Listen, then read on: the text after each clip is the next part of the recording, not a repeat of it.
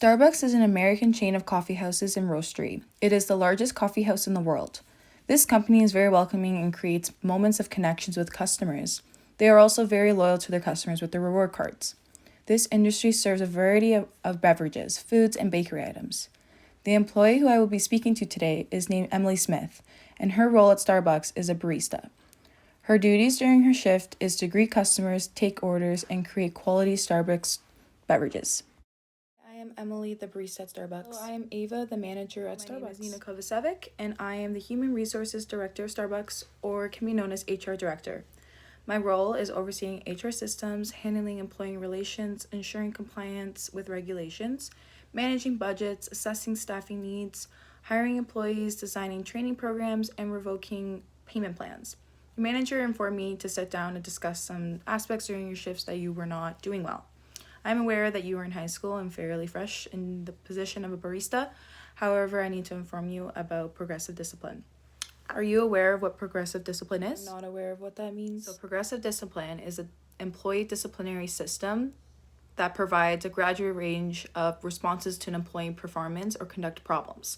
There are 4 steps in progressive discipline, which are verbal counseling, having a conversation with the employee. The second is written warning, documented in a written format, which is the second strike. Third is employee suspension and improvement plan. Fourth is termination. Are these steps a little bit more clear? Them now.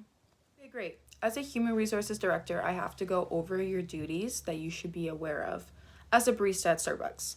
Your duties during your shift are promoting value, culture, and missions, provides excellent customer service to all customers, able to work under pressure, and maintain a calm demeanor at all times, arrives at their shifts on time and has a consistent attendance, is able to have flexible hours, prepares beverages, food, and handling cash, and is a great multitasker. Are you aware that these are the duties during your shift? These are the duties I'm supposed to do every shift, but sometimes I forget. Your manager has informed me that you have not improved these issues, which are being consistently late, not being customer friendly, extended breaks, wasting products, and calling in sick excessively. She has spoken to you many times verbally and has written you up a few times. And this is why we are here today, because these are patterns that are continuing to occur. I'm going to talk about the 5 scenarios, and when I'm finished, you can discuss any concerns that you have that I said. Is that all right with you? I'm fine with that.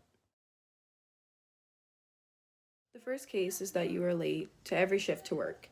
Being late portrays a lack of respect and consideration for your manager. Your manager hired you because she saw your potential of being a responsible employee. Being late can ruin someone else's shift, and Starbucks is busy all the time.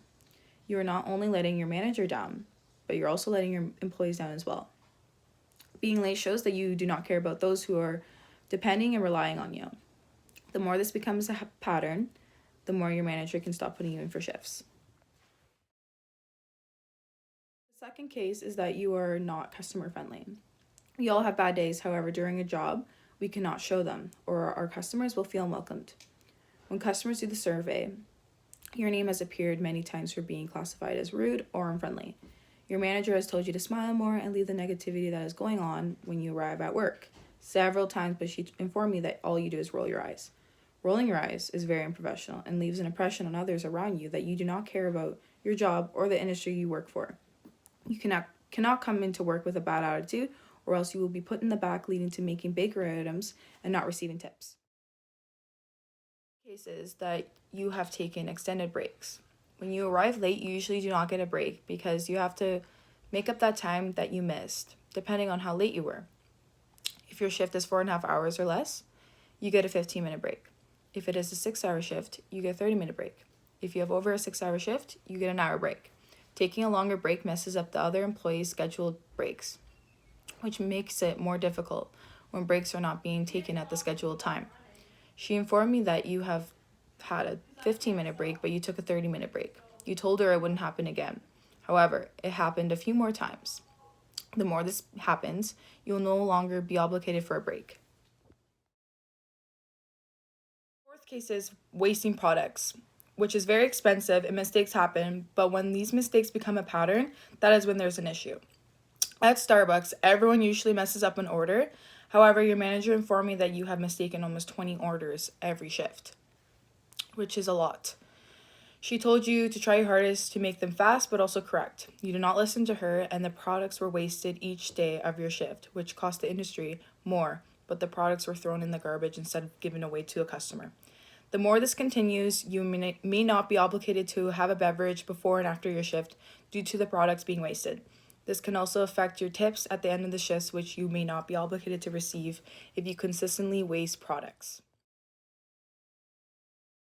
This fifth case is a deal breaker due to we are all humans and we understand when things occur last minute. Over the span of a month, you have called in 12 times with no valid excuses and have caught you a few times on social media at a party when you were supposedly sick. Sometimes you do not show up to your shift, which is also an issue, and that is very irresponsible.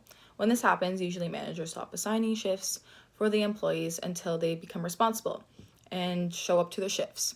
It could also result in not being allowed, having vacation days, sick days, or calling in sick in general, even if it's an emergency. Do all of these cases seem familiar due to your actions during your shifts? Yes, unfortunately. Be aware that all of these actions are extremely unacceptable and affect your manager significantly. Yes, I am sorry, Eva. That is okay, Emily. I'm just happy that you finally understand what you were doing was wrong.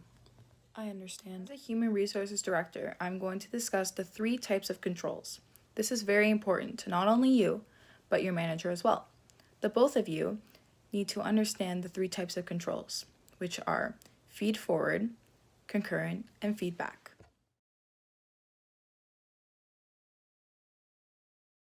Feed-forward controls are referred to preliminary controls that take place before an activity or process takes place.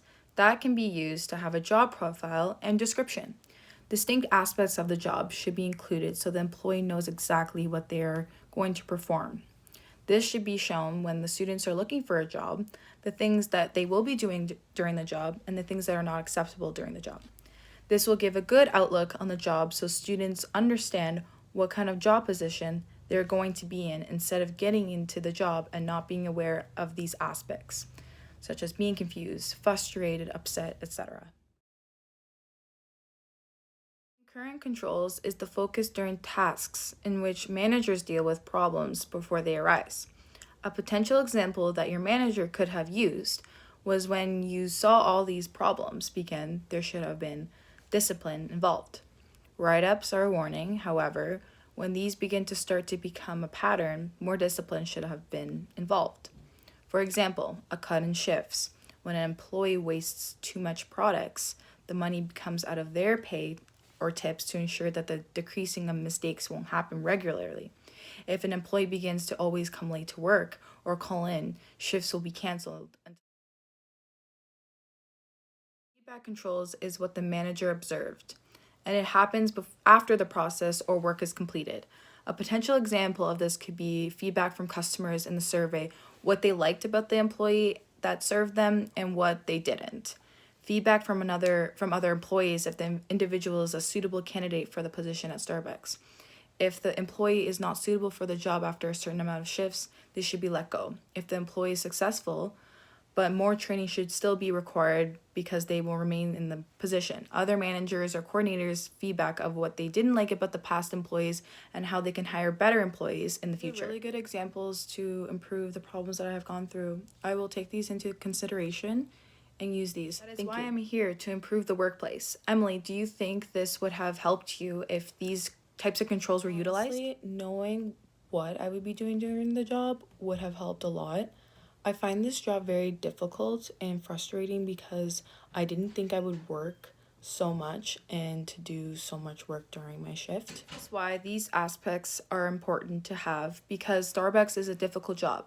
However, mistakes happen, we are all human, but it is wrong to allow someone to take advantage of someone. If someone is working and the other person is on their phone, but they are both still getting paid the same, how is that fair?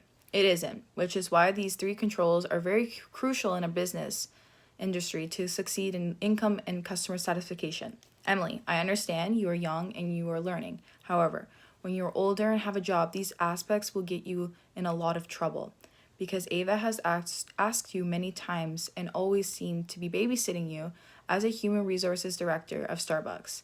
These behaviors are unacceptable and I must terminate you from the industry of Starbucks. I understand this can be a very devastating moment for you, and you can take your time if you have anything to say or any questions that you may encounter. I understand why I'm being fired. I have been very irresponsible, and I'm sorry. I will learn from these mistakes. Vida has been very gifting and giving you many chances. However, in the future, look back at these mistakes that you have made and reflect on them. These mistakes can be improved with your future jobs. Do you have anything else you would like to add? Thank you, Ava, for giving me this opportunity as a barista at Starbucks, and thank you for your time. We all learned fresh aspects today, and I hope we all move forward and improve them in the future. Thank you both for coming and understanding. Take care.